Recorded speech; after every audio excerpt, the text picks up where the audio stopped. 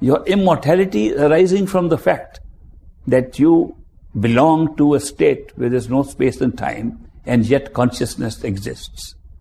Now that's amazing, because if consciousness alone exists, which is our own source of life, we are here and I'm talking to you, you're listening to me because we are conscious.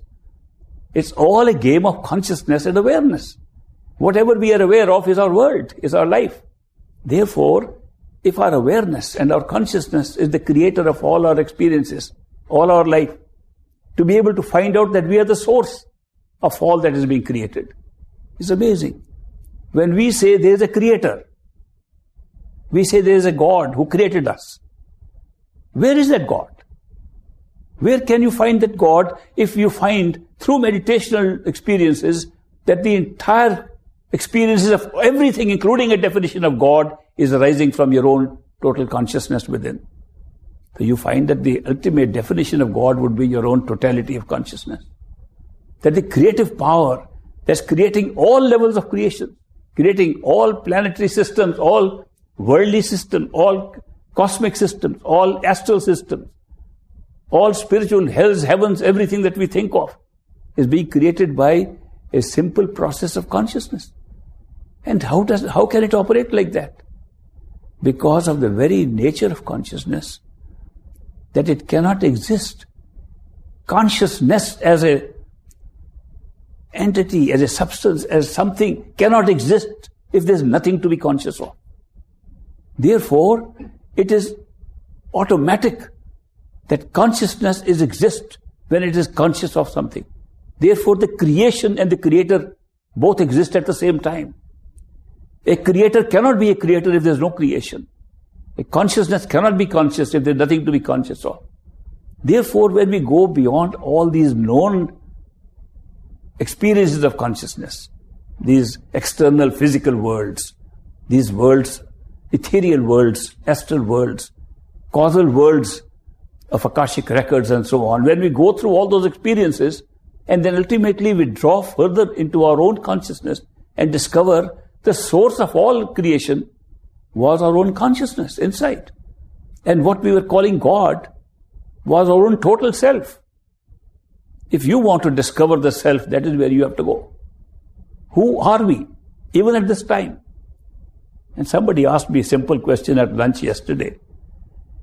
Are you suggesting that if we go within ourselves, that we'll find out that we are the ultimate creator?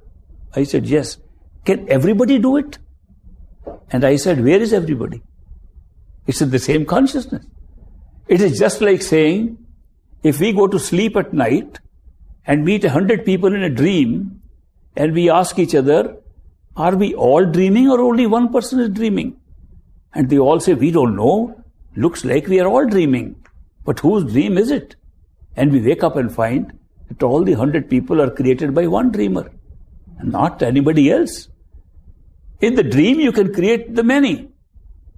A very fundamental question is, why creation requires the creation of the many?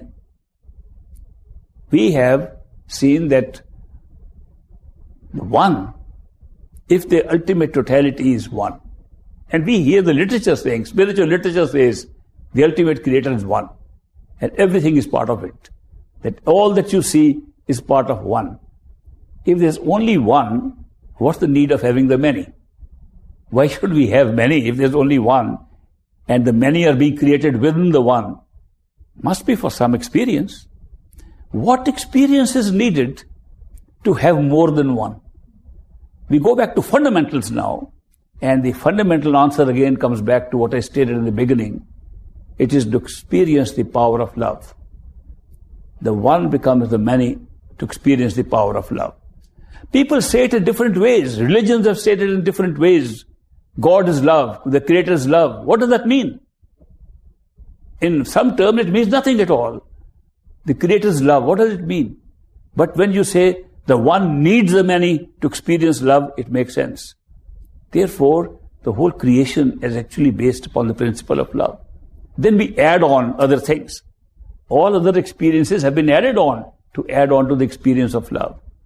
Therefore, one might say the primordial experience of consciousness is love. and all other experiences are added on to it.